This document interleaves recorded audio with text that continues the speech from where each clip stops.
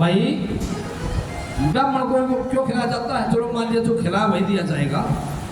ब्राह्मणों के पेट में जाता बाबू के पेट में चला जाएगा। भाई को मारना खवा दो, लोहारना खवा दो। क्या ब्राह्मणों का पेट लेटर बॉक्स है और जहाँ चिट्ठी जाने वहां से पहुंच जाएगी? ये सवाल पूछ सकता है, इसका भी जवाब देता हूं। देखिए एक नियम होता है, आप मानेंगे। हमने धरती में बीज बोया, एक बाजे का एक दाना बोया, क्या दाने हुए? 100 गुने, 100 से भी ज्यादा। एक बार में 100 से ज्यादा दाने होते हैं।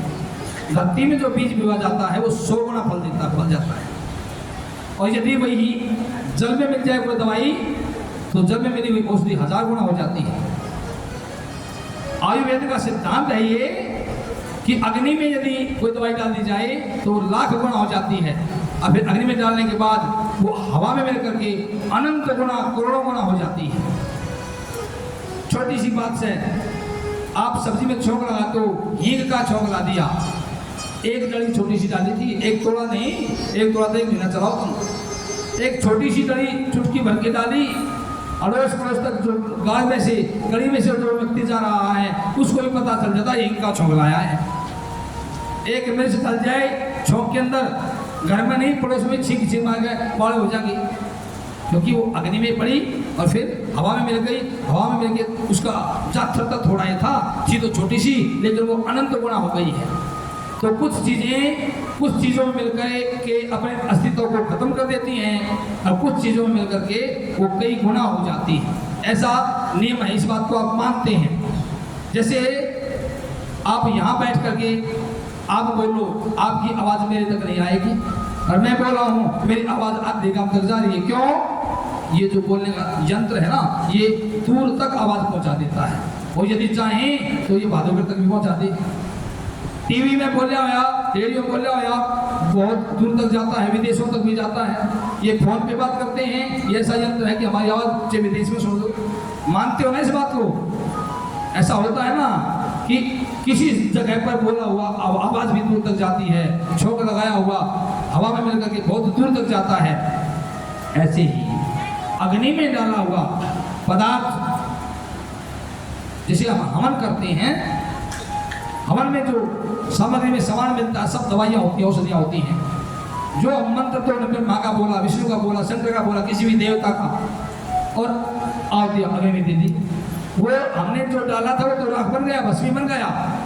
वो जो भी तो आहुति जो हमने हवन में डाली है वो भगवान विष्णु के पास नहीं पहुंची, उसका सूक्ष्म अंश वायु के द्वारा वहां तक पहुंचता है, वो उसको स्वीकार करते हैं, उसका फल हमको मिलता है। तो अग्नि वहां पहुंचाता है, क्योंकि अग्नि का जन्म जो परमपिता परमात्मा है उनका मुख है, अग्नि भगवान का मुख है। वेद पुरुष सूक्त में आता है, चंद्रमा मनसो जातः सोहो सूर्यो अजायत सोताद् वायुस्य प्राण समुखात् अग्निरजायत। चंद्रमा भगवान के मन से पैदा हुए हैं, आँख से सूर्य पैदा हुए हैं, श्रोत्र माने कान, ये कानों से वायु पैदा हुई है, और प्राण पैदा हुए हैं।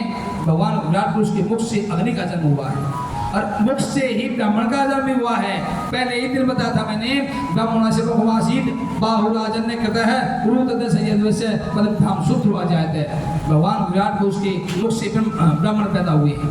अग्नि भी मुख से पैदा हुआ है भगवान से, और ब्राह्मण भी भगवान के मुख से पैदा हुआ है। और अग्नि में डाला हुआ सुख, उस अग्नि में जल करके चीज स्थूल रूप तो बाहर जाती है, और सूक्ष्म अंश से उस जगह तक पहुंच जाती है। ऐसे ही ब्राह्मण की जठराग्नि में, ब्राह्मण की पेट की अग्नि में जो आपने भोजन डाला है वो सूक्ष्म रूप से आपके पितरों तक पहुंच जाता है, और वहाँ उनकी तृप्ति हो जाती है। ऐसा जो हमारे मैं बीच में ऋषभ देव की कथा आई थी, उन्होंने अपने पुत्रों को, अपनी प्रजा को ये समझाया था कि जैसे अग्नि में डालने से मैं खुश होता हूँ, आहुति डालने से ही, अग्नि में स्वाहा करने से, ऐसे ब्राह्मण यदि खा के आहा कर देते हैं तो मैं संतुष्ट हो जाता हूँ। बोलो राधे राधे।